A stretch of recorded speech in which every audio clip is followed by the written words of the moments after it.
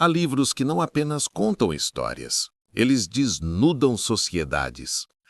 Há palavras que não apenas descrevem, elas revelam feridas. E há autores que não apenas escrevem, eles fazem do verbo uma lâmina afiada, capaz de cortar os véus que encobrem nossas contradições mais profundas. José Saramago foi um desses autores. Em Ensaio sobre a Cegueira, ele não descreve um mundo imaginário distante, mas segura um espelho diante de nós e nos obriga a encarar aquilo que preferimos ignorar. A fragilidade de nossas estruturas sociais, a brutalidade escondida sobre o verniz da civilização, o modo como, quando tudo desmorona, revelamo-nos como somos. A cegueira branca que acomete os personagens não é uma enfermidade biológica, é um fenômeno moral, ético, humano. É a metáfora de uma sociedade que, mesmo vendo, escolhe não enxergar. Mas antes de chegar a essa obra monumental, José Saramago foi um homem comum, forjado na pobreza do interior português, um aprendiz de serralheiro que demorou a encontrar seu espaço na literatura. Foi um escritor tardio, um pensador paciente, um trabalhador da palavra que não se deixou moldar pelo mercado ou pelos aplausos fáceis. Quando decidiu escrever, o fez como quem finca uma estaca no chão e diz: "Estou aqui e vou falar." Seu estilo inconfundível, com frases longas, diálogos sem marcas convencionais, ritmo quase hipnótico, desafia a leitura fácil. Saramago não entrega conforto, entrega inquietação. E é justamente essa inquietação que faz de sua literatura uma experiência transformadora. Ao longo deste episódio, vamos caminhar pelo terreno onde nasce a sua crítica. Um Portugal ainda mergulhado em desigualdades, um homem que observa o mundo com desconfiança lúcida, uma voz que se recusa a aceitar as explicações prontas. Vamos descobrir como um jovem de origem humilde se tornou Nobel de Literatura, como a história de um país atravessa sua escrita e como sua obra nos desafia, ainda hoje, a enxergar onde preferiríamos fechar os olhos. Fique comigo até o final deste episódio e descubra como José Saramago transformou o ato de olhar em uma revolução literária e ética. Autor e obra. José Saramago nasceu em 1922, na aldeia de Azinhaga, região rural de Portugal. Filho de camponeses pobres, cresceu em meio a uma realidade dura, marcada por trabalho precoce, escassez e uma relação íntima com a terra e com o povo. Não era um prodígio literário nos moldes clássicos, não frequentou universidades prestigiosas, não teve uma juventude cercada por salões intelectuais. Foi serralheiro mecânico, funcionário público, editor, jornalista e só mais tarde, já adulto, começou a publicar com regularidade. Essa trajetória não acadêmica marca profundamente sua obra. Saramago escreve a partir de um olhar que vem de fora dos centros de poder. Um olhar de quem conhece a dureza do mundo pela experiência, não apenas pela observação. Isso lhe deu uma perspectiva única. Ao invés de escrever para agradar elites intelectuais, escreveu para questionar o que elas representavam. Sua literatura é um espaço de crítica, provocação e reflexão profunda. Ao longo de sua carreira, publicou romances que reescreveram a história, desafiaram dogmas e desestabilizaram certezas. Memorial do Convento revisitou o passado português com ironia e lirismo. O Evangelho segundo Jesus Cristo colocou em xeque a leitura tradicional da Bíblia, provocando reações intensas. Todos os nomes mergulhou na solidão burocrática e, em 1995, lançou aquele que se tornaria um marco incontornável da literatura contemporânea, Ensaio sobre a Cegueira. Neste romance, uma epidemia misteriosa de cegueira branca atinge uma cidade inteira. À medida que a sociedade colapsa, os personagens revelam suas faces mais cruas: egoísmo, violência, medo, mas também compaixão e resistência. Saramago constrói uma narrativa claustrofóbica, em que o leitor é envolvido por uma linguagem contínua, sem pausas fáceis, como se fosse arrastado para dentro do caos. Ensaio sobre a cegueira não é um romance de catástrofe no sentido hollywoodiano. É um romance de desvelamento. Quando a luz some, os olhos se tornam inúteis, e é aí que se vê quem realmente consegue enxergar. Ao publicar essa obra, Saramago não apenas consolidou sua carreira internacional, como se firmou como um dos grandes intérpretes críticos da condição humana no século XX. Em 1998, recebeu o Prêmio Nobel de Literatura, tornando-se o primeiro autor de língua portuguesa a conquistar esse reconhecimento. O comitê destacou sua imaginação, compaixão e ironia, além de sua capacidade de tornar compreensível uma realidade ilusória. Sua obra, traduzida para dezenas de idiomas, continua a inquietar leitores em todo o mundo, e talvez seja justamente isso que a torna necessária. Saramago não oferece respostas prontas. Ele abre frestas. Convida o leitor a questionar instituições, verdades, comportamentos e a própria visão de mundo. Ler Saramago é entrar num espaço onde pensar é obrigatório e onde olhar é, mais do que um ato físico, um gesto político. Ao longo deste episódio, mergulharemos nas origens desse olhar crítico, na construção dessa obra monumental e no legado de um escritor que transformou a literatura em instrumento de revelação. Infância e origem. Antes de se tornar um dos nomes mais poderosos da literatura mundial, José Saramago foi apenas um menino de pés descalços correndo pelas ruas de terra de Azinhaga. Nasceu em 1922, no coração rural de Portugal, numa família humilde de camponeses. A aldeia onde cresceu era pequena, quase imóvel no tempo, um lugar em que o ritmo da vida era marcado pelas estações, pelos trabalhos no campo, pelos ciclos de fome e colheita. Nesse cenário, a infância não era um território de inocência protegida, mas de trabalho e aprendizado precoce. Os Saramago viviam com pouco. José recordava em suas memórias o quanto a pobreza moldava gestos, decisões e até silêncios. Sua família mudou-se para Lisboa quando ele ainda era criança, na esperança de melhores condições. Mas a capital não ofereceu um futuro imediato, ofereceu sobrevivência. O pai tornou-se policial, a mãe dona de casa. E José, ainda menino, começou a trabalhar cedo para ajudar a sustentar o lar. Essa transição entre aldeia e cidade deixou marcas profundas.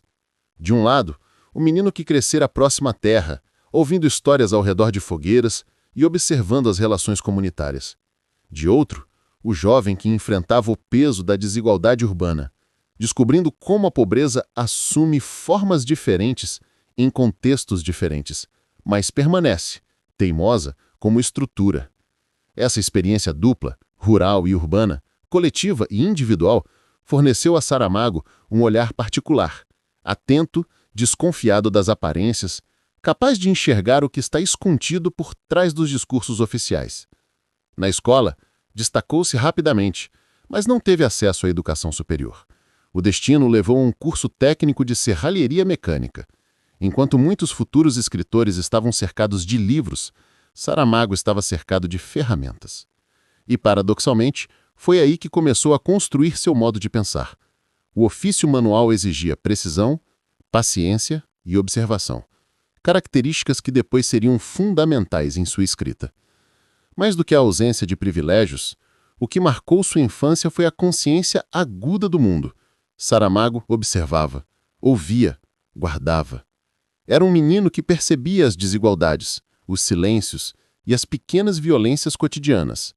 Essa sensibilidade não veio de escolas prestigiosas, mas da experiência direta com a realidade dura, que molda um olhar crítico muito antes das palavras aparecerem. Em muitas entrevistas, ele relembrou com ternura a relação com os avós maternos, camponeses analfabetos, que, mesmo sem saber ler, lhe transmitiram valores essenciais: a atenção à natureza, o respeito pelos ciclos da vida, a memória oral como forma de sabedoria. Saramago dizia que seu avô, ao pressentir a morte, foi ao quintal abraçar as árvores, despedindo-se de cada uma. Esse gesto simples, profundamente humano, permaneceu com ele como símbolo de uma relação ancestral com o mundo, uma que a modernidade insiste em esquecer. Essa infância pobre, silenciosa e observadora não foi obstáculo, foi raiz. Foi dela que brotou a percepção crítica que atravessaria toda a sua obra. O menino que viu de perto a dureza da vida rural e urbana se transformaria no homem que desnudou os mecanismos sociais com precisão cirúrgica. Antes de ser escritor, José Saramago foi alguém que aprendeu a enxergar o mundo com olhos atentos. E talvez seja por isso que sua literatura fala com tanta força, porque nasce de uma experiência real, não de abstrações. Primeiros obstáculos. Antes que José Saramago se tornasse a voz crítica que o mundo ouviria, ele teve de enfrentar uma realidade feita de carências e obstáculos invisíveis. Nasceu em uma família que mal tinha recursos para sobreviver, e a literatura, aquela que um dia o tornaria nobel, parecia, à primeira vista, um território inacessível. Não havia livros em casa. Havia ferramentas, panelas, o tilintar das moedas contadas e a urgência cotidiana da sobrevivência. Quando a família se mudou para Lisboa, Saramago ainda era um garoto. A capital oferecia mais movimento, mas também uma desigualdade brutal. Ele frequentou por 2 anos uma escola técnica de serralharia, porque seus pais não podiam pagar por uma educação mais longa. O adolescente inteligente e sensível foi empurrado para o mundo do trabalho muito cedo, e ali experimentou um dos primeiros traumas: perceber que seu destino aparentemente estava traçado e que não incluía os livros. Essa exclusão não se deu por desinteresse, mas por estrutura. Portugal, nos anos 1930 e 1940, vivia sob a ditadura salazarista, um regime autoritário, conservador e censor. As oportunidades educacionais eram escassas, sobretudo para os filhos da classe trabalhadora. A cultura era um privilégio de poucos. Saramago cresceu, assim, entre o desejo de aprender e os limites impostos pelo sistema. Mesmo assim, ele não desistiu de se aproximar da literatura. Trabalhava durante o dia e, à noite, frequentava bibliotecas públicas.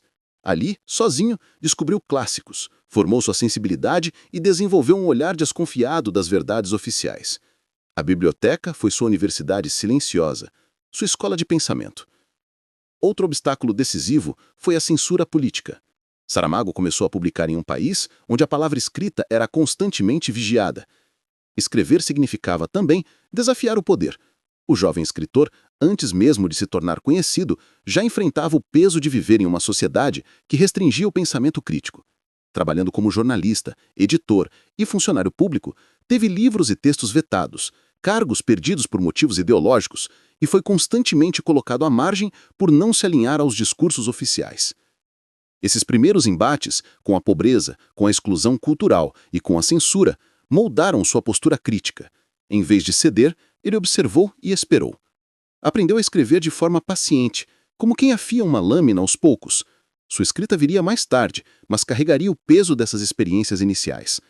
Há, ainda, um trauma mais íntimo, embora menos documentado, o sentimento constante de deslocamento. Saramago não se via pertencendo totalmente nem ao mundo rural de sua infância, nem ao urbano da capital, nem aos círculos intelectuais. Era, desde cedo, um observador deslocado. E talvez seja justamente essa posição que lhe deu a clareza para enxergar o mundo de maneira tão cortante. Esses primeiros obstáculos não foram apenas dificuldades, foram matrizes. A pobreza lhe ensinou a olhar para baixo, para os esquecidos. A censura lhe ensinou a falar com precisão. O isolamento lhe ensinou a escutar e a duvidar. Cada pedra no caminho transformou-se mais tarde em material literário e em convicção ética. Antes de se tornar escritor, José Saramago aprendeu a resistir, silenciosamente, observando, lendo, guardando. O homem que um dia escreveria sobre cegueiras sociais começou sua trajetória cercado por muros invisíveis, e foi justamente por tê-los enfrentado que aprendeu a descrever o que muitos fingem não ver. Formação.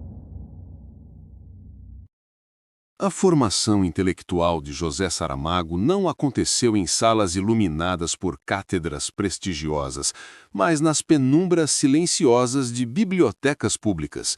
Enquanto muitos escritores de sua geração transitavam entre universidades e cafés literários, Ele caminhava entre oficinas mecânicas e estantes empoeiradas, equilibrando o cansaço do trabalho diurno com a sede insaciável de leitura. Era ali, nesse espaço de silêncio e papel, que o jovem serralheiro começou a forjar o olhar agudo e inquieto que mais tarde definiria sua literatura. Saramago frequentava assiduamente a Biblioteca Municipal de Lisboa.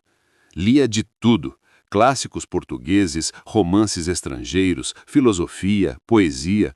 Não tinha um currículo formal, tinha curiosidade, método e persistência. Lia com atenção, sublinhando mentalmente ideias, estruturas narrativas, palavras que o impressionavam.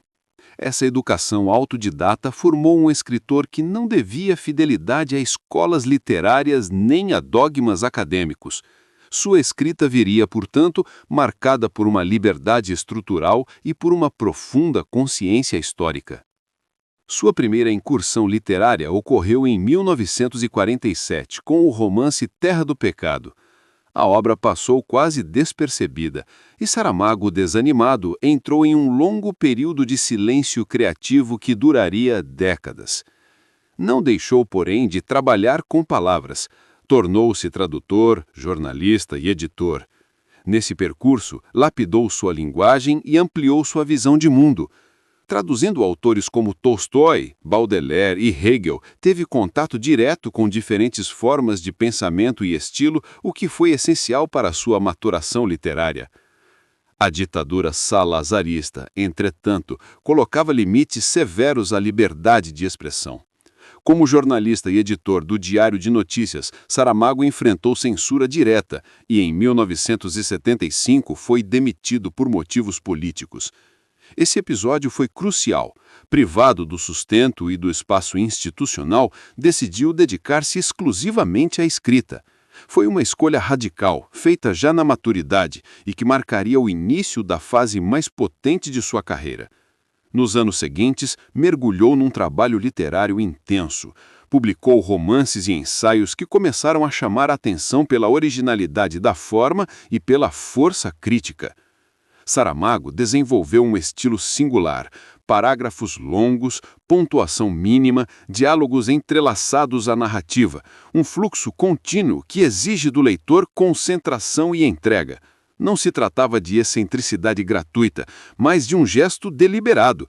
Ele queria que o leitor participasse ativamente da construção do texto, que não se deixasse levar pela passividade da leitura convencional. A década de 1980 foi um momento de virada. Obras como Levantado do Chão, 1980, e Memorial do Convento, 1982, consolidaram sua voz. Nesse período, Saramago não apenas se afirmou como escritor, mas também como intelectual público. Suas falas, entrevistas e textos revelavam um pensamento político claro, fortemente marcado pelo humanismo, pelo ateísmo e por uma postura crítica em relação às estruturas de poder, da Igreja, do Estado, do capitalismo. Sua formação intelectual foi, portanto, dupla. Uma formação literária autodidata, construída em silêncio, e uma formação política, construída em embate. Essa combinação única faria de Saramago um escritor cuja obra não se limita ao campo estético, mas se expande para o ético, o social e o filosófico. A palavra, para ele, não era ornamento, era ferramenta, era instrumento de desvelamento. E foi nessa forja silenciosa, entre livros emprestados e palavras traduzidas, que nasceu o escritor que um dia obrigaria o mundo a olhar para si mesmo com mais rigor. O grande conflito. Todo grande escritor carrega dentro de si um conflito que alimenta sua obra. Uma fricção interna que não se resolve, apenas se transforma em literatura. No caso de José Saramago, esse conflito nasce no cruzamento entre a fé herdada e a lucidez construída, entre a tradição religiosa que marcou sua infância rural e a visão crítica e racional que ele elaboraria na maturidade.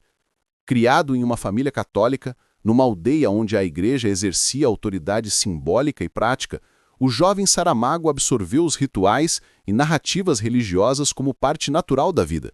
As procissões, as missas, as imagens de santos nas paredes, o som dos sinos ao fim da tarde, tudo compunha o imaginário coletivo profundamente católico. Não havia ali espaço para questionamentos. A fé era como o ar que se respirava. Mas a leitura, essa prática silenciosa e subversiva, começou a abrir fissuras no edifício das certezas herdadas. Saramago encontrou nos livros modos diferentes de pensar o mundo, modos que não dependiam de dogmas nem de revelações divinas. A filosofia, por exemplo, ofereceu-lhe instrumentos para questionar e desconstruir verdades absolutas. O Deus onipotente da infância começou a se transformar em uma figura a ser analisada, debatida, criticada. Esse embate entre fé e razão não foi apenas intelectual, foi íntimo, existencial. Saramago não se limitou a deixar de acreditar. Ele travou um longo diálogo interior com a tradição que o formou. Em obras como O Evangelho segundo Jesus Cristo, 1991, essa tensão emerge com força. Ao recontar a vida de Jesus de forma humanizada e crítica, ele não escreve contra a fé individual, mas contra as estruturas religiosas que se apropriam dela para exercer poder. O livro causou enorme polêmica, levando o governo português, então conservador, a vetar sua candidatura ao Prêmio Literário Europeu. Como resposta, Saramago autoexilou-se em Lanzarote, nas Ilhas Canárias, onde viveria até o fim da vida. Esse episódio revelou a dimensão pública de seu conflito. O embate com a Igreja Católica não foi um gesto gratuito de provocação. Foi uma consequência lógica de sua trajetória intelectual. A crítica à religião institucionalizada era, para ele, inseparável da crítica ao autoritarismo político e social. Não se tratava de negar a experiência espiritual, mas de recusar os sistemas que a aprisionam. Ao mesmo tempo, havia um elemento profundamente humano nessa tensão. Em entrevistas, Saramago reconhecia que, apesar de se declarar ateu, a figura de Deus jamais deixou de o acompanhar, como interlocutor, como antagonista, como sombra. Essa presença constante do divino na sua obra não é sinal de crença, mas de complexidade. Ele compreendia que a religião molda imaginários, estruturas mentais, modos de vida. Por isso, seu embate não era de afastamento total, mas de enfrentamento lúcido. Esse conflito interior reverberou em toda a sua produção literária. Seus romances estão povoados de perguntas radicais. O que é a verdade? Quem a detém? Como se formam os sistemas que governam corpos e consciências? Ao tensionar fé e razão, Saramago não ofereceu respostas confortáveis. Ofereceu labirintos, espelhos, caminhos sinuosos. Esse conflito interior, entre a fé recebida e a lucidez construída, não foi um obstáculo, foi o motor que deu densidade filosófica e coragem ética à sua literatura. Foi nele que se forjou o escritor capaz de olhar o mundo de frente e obrigar seus leitores a fazerem o mesmo. Obra icônica. Para compreender José Saramago, é preciso ouvir o eco das ruas portuguesas no século XX, um som marcado por décadas mais pelo silêncio imposto do que pelo rumor da liberdade. O escritor nasceu em 1922, em plena Primeira República, um período de instabilidade política que seria logo interrompido pelo golpe militar de 1926. A partir daí, Portugal mergulhou no longo regime autoritário do Estado Novo, comandado por Antônio de Oliveira Salazar, que moldaria profundamente a vida cultural, política e social do país. Durante mais de 40 anos, a censura foi lei. Os jornais eram vigiados, as ideias controladas, os opositores perseguidos. A literatura, quando ousava escapar dos limites impostos, era cortada, mutilada ou silenciada. O país vivia numa bolha conservadora, isolado da efervescência cultural e política que transformava a Europa no pós-guerra. Foi nesse ambiente fechado que Saramago formou seu olhar. Um olhar que, diante do autoritarismo, aprendeu a decifrar os subtextos, a escutar o que não podia ser dito, a ler o mundo nas entrelinhas. Nos anos 1940 e 1950, enquanto trabalhava como operário e depois como funcionário público, Saramago testemunhava a rigidez de um regime que promovia a obediência e punia a dissidência. Nesse período, começou a publicar seus primeiros textos e a se aproximar de círculos intelectuais críticos ao salazarismo. Foi também quando sua consciência política se fortaleceu, sobretudo em contato com ideias marxistas e movimentos de resistência clandestinos. A década de 1960 trouxe ventos de mudança, não em Portugal, mas nas colônias africanas. A guerra colonial, travada entre 1961 e 1974 em Angola, Moçambique e Guiné-Bissau, colocou o regime em tensão permanente. Enquanto outras nações europeias descolonizavam seus territórios, Portugal insistia em manter um império anacrônico, sustentado à base de repressão e sangue. Essa guerra prolongada corroeu as estruturas do Estado Novo, gerando descontentamento social e político. Foi nesse cenário que emergiu uma geração de escritores e jornalistas dispostos a desafiar o controle ideológico. Saramago, já então jornalista e editor no Diário de Notícias, tornou-se uma voz crítica, ainda que sutil, dentro dos limites possíveis. Quando a Revolução dos Cravos estourou em 25 de abril de 1974, liderada por militares cansados da guerra colonial e apoiada pelo povo, Portugal finalmente rompeu com décadas de autoritarismo. As flores vermelhas nos canos das espingardas tornaram-se símbolo de um país que escolhia a liberdade sem derramamento de sangue. Esse momento histórico foi determinante para Saramago. A Revolução não apenas abriu o espaço público para a livre expressão, também obrigou a sociedade portuguesa a confrontar seus silêncios acumulados, suas culpas, seus medos. O escritor, que tinha passado boa parte da vida adulta sob censura, pôde finalmente exercer sua voz com plenitude. Sua literatura, a partir daí, assumiu um caráter ainda mais incisivo, filosófico e político. Obras como Levantado do Chão, 1980, que retrata a luta camponesa no Alentejo, e Memorial do Convento, 1982, que revisita o passado português para questionar as estruturas de poder, nascem desse ambiente de reconstrução nacional e de revisão crítica da história. Saramago foi, assim, um escritor profundamente atravessado pelo seu tempo histórico. Um homem que viveu sob a sombra de um regime autoritário e depois testemunhou a eclosão luminosa de uma revolução pacífica. Essa experiência marcou seu olhar. Desconfiado das verdades oficiais, sensível às forças invisíveis que moldam sociedades e atento aos mecanismos pelos quais a liberdade pode ser sufocada ou reconquistada. Ao situar sua obra nesse contexto, percebemos que Saramago não escreveu à margem da história. Ele escreveu a partir de suas fissuras, de seus silêncios e de suas rupturas. Foi cronista de um país que aprendeu a falar de novo. O sucesso. Publicado em 1995, Ensaios sobre a Cegueira é mais do que um romance. É um choque de realidade, um mergulho perturbador no abismo da condição humana. Com uma escrita fluida, marcada por longos parágrafos, ausência de nomes próprios e diálogos fundidos ao corpo do texto, José Saramago constrói uma narrativa que ultrapassa o enredo para se tornar metáfora viva, uma parábola sobre civilização, moralidade e poder. Tudo começa com um motorista parado no semáforo, que de repente perde a visão. Uma cegueira branca, diferente da escuridão habitual, toma seus olhos. O contágio é rápido, inexplicável, incontrolável. Em pouco tempo, a cidade inteira é atingida por essa epidemia de luz. As autoridades, temendo o caos, internam os primeiros cegos em um antigo manicômio, um espaço degradado que aos poucos se transforma num campo de concentração moderno. Ali, os cegos passam a viver em condições desumanas, abandonados pelo Estado, forçados a lutar por comida, higiene e dignidade. A história não busca explicar cientificamente o fenômeno. O foco é revelar como os seres humanos reagem quando as estruturas civilizatórias desabam. À medida que a visão se esvai, emergem a violência, o egoísmo, o abuso. Grupos armados se formam para controlar os recursos, mulheres são violentadas, corpos são deixados para trás. O manicômio torna-se um microcosmo da humanidade despida de vernizes, onde a fragilidade da ordem revela a brutalidade latente. Entre os personagens, há uma única mulher que continua enxergando, a esposa do médico.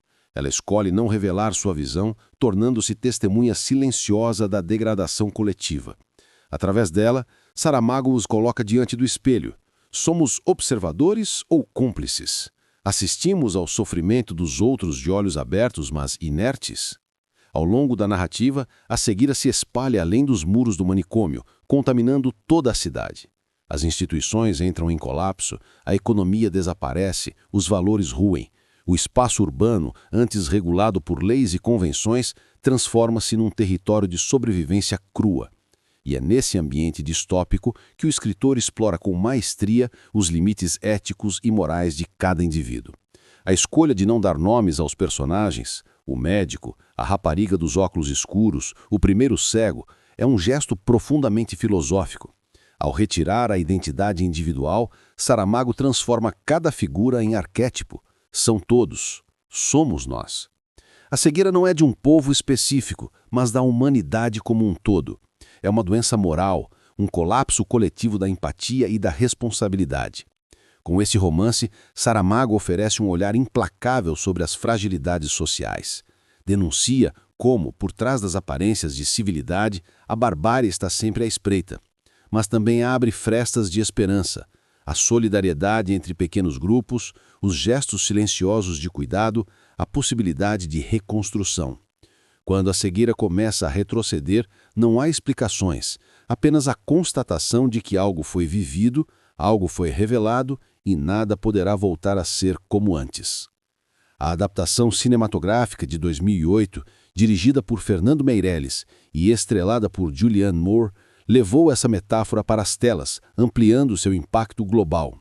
Mas é no texto de Saramago que a experiência permanece mais radical, porque não apenas lemos a cegueira, nós a sentimos, tropeçamos nela, somos por ela atravessados.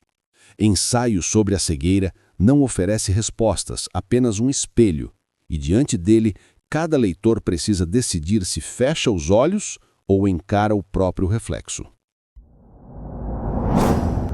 O legado. Falar do legado de José Saramago é evocar uma presença que ultrapassou as fronteiras da literatura para se tornar consciência crítica de um tempo. Sua escrita, marcada por ironia aguda, frases longas e uma aparente simplicidade que escondia a complexidade filosófica, abriu caminhos singulares na literatura contemporânea. Ele foi, ao mesmo tempo, narrador e interrogador do mundo. Alguém que não se contentava em descrever a realidade, mas a desmontava peça por peça para revelar seus mecanismos ocultos. Ao receber o Prêmio Nobel de Literatura em 1998, o primeiro concedido a um autor de língua portuguesa, Saramago projetou a literatura lusófona no cenário internacional. Mas seu impacto não se limita ao prestígio do prêmio. Ele foi um escritor que ousou usar a ficção como ferramenta de questionamento político e ético. Em tempos em que a literatura muitas vezes se refugiava em narrativas íntimas ou formais, Saramago manteve a tradição dos grandes romancistas críticos. Aqueles que, como Kafka, Camus ou Orwell, transformaram o ato de narrar em uma forma de resistência. Sua influência pode ser sentida em escritores de diversas gerações e nacionalidades, que encontraram em sua obra uma lição de coragem estética e intelectual. Ele provou que é possível escrever sobre temas universais sem abrir mão de uma identidade linguística forte, que é possível ser profundamente político sem abandonar a poesia. Sua pontuação subversiva, o fluxo narrativo contínuo e a ironia sutil tornaram-se marcas estilísticas imitadas e homenageadas ao redor do mundo. No Brasil, sua obra encontrou solo fértil. Traduções amplamente divulgadas e adaptações teatrais e cinematográficas fizeram de Saramago um nome presente nas discussões literárias e acadêmicas. Ensaio sobre a cegueira, em especial, tornou-se leitura obrigatória em escolas, universidades e vestibulares, despertando jovens leitores para questões de ética, poder, empatia e responsabilidade coletiva. Mas talvez seu legado mais profundo esteja na forma como ensinou leitores a olhar. Ao narrar a cegueira de uma sociedade, Saramago nos convida a perceber os momentos em que, mesmo com os olhos abertos, escolhemos não ver. Ele nos força a encarar os silêncios cúmplices, as estruturas naturalizadas, os comportamentos que repetimos sem questionar. Sua literatura não nos acomoda, nos perturba, nos desinstala. Além disso, Saramago cultivou uma postura pública coerente com sua obra. Era um intelectual engajado, que comentava abertamente os problemas políticos e sociais de seu tempo, da União Europeia às guerras globais, da Igreja às injustiças econômicas. Essa coerência entre escrita e ação amplificou o seu impacto. Ele não apenas escreveu sobre o mundo, viveu como quem sabia que a palavra tem peso, tem responsabilidade. Hoje, décadas após a publicação de Ensaio sobre a Cegueira, sua voz continua ecoando nas discussões sobre humanidade, civilização e barbárie. Em tempos de desinformação, intolerância e crises sociais, suas reflexões permanecem atuais, talvez mais do que nunca. Saramago nos deixou livros, mas também uma tarefa: aprender a enxergar quando todos ao redor parecem satisfeitos com a cegueira. Esse é o legado de José Saramago. Não apenas o de um romancista brilhante, mas o de um homem que acreditava que a literatura tem o poder de despertar consciências. E cada leitor que abre suas páginas se torna parte viva dessa herança. Para finalizar, Ao fecharmos o percurso pela vida e obra de José Saramago, uma sensação permanece: a de que não estamos simplesmente diante de um escritor, mas diante de um espelho. E, nesse espelho, não há rostos definidos. Há humanidade nua, sem máscaras, confrontando-se com aquilo que mais teme: sua própria capacidade de negar a realidade, enquanto ela se desenrola diante dos olhos. Ensaio sobre a Cegueira não é um livro que se lê e se abandona na estante. Ele cola à pele, infiltra-se no pensamento, exige revisitas. Cada parágrafo, cada frase longa e sinuosa parece arrastar o leitor para um território de desconforto e lucidez, onde não há garantias nem respostas fáceis. A cegueira branca que toma a cidade imaginada por Saramago é mais do que uma metáfora elegante. É um alerta. Um alerta para os momentos em que as sociedades, mesmo dotadas de visão, preferem não ver a injustiça, em que os indivíduos escolhem a conveniência da indiferença à dor alheia. Há algo de profundamente profético em sua escrita. Saramago não descreve um futuro distante, descreve um presente constante. Em cada crise humanitária, em cada colapso institucional, em cada episódio de intolerância coletiva, seus textos reverberam com urgência renovada. Como um farol literário, sua obra ilumina um nevoeiro espesso das certezas e nos obriga a navegar sem piloto automático. Mas é importante perceber: ele não escreveu apenas para denunciar. Há, por baixo da camada dura de ironia e crítica, uma crença teimosa no poder da lucidez. O olhar crítico de Saramago é, paradoxalmente, um ato de esperança. Esperança de que, ao reconhecermos nossa cegueira, possamos enfim começar a ver. Esperança de que, ao olharmos de frente para nossas contradições, encontremos caminhos de reconstrução. Esperança de que a palavra, quando dita com coragem, possa mover consciências, mesmo que lentamente, como quem acende velas num salão escuro. Revisitar Saramago hoje é um exercício de responsabilidade. Em tempos em que o ruído substitui o diálogo e a superficialidade domina os espaços públicos, sua literatura nos convida a desacelerar, a pensar, a questionar. Ela nos lembra que ver não é um ato automático, é uma escolha ética. Por isso, ao terminar este episódio, deixo um convite: que você retorne às páginas de Saramago não como quem busca respostas, mas como quem aceita perguntas, que permita que sua escrita, com toda sua aparente simplicidade e subterrânea complexidade, desestabilize suas certezas, porque é nesse terreno de incertezas que a verdadeira lucidez pode florescer. José Saramago não está mais entre nós, mas sua voz continua ressoando. Ela sussurra entre linhas, desafia discursos prontos, incomoda consciências adormecidas e, sobretudo, ela nos pergunta, com insistência serena: você está realmente vendo?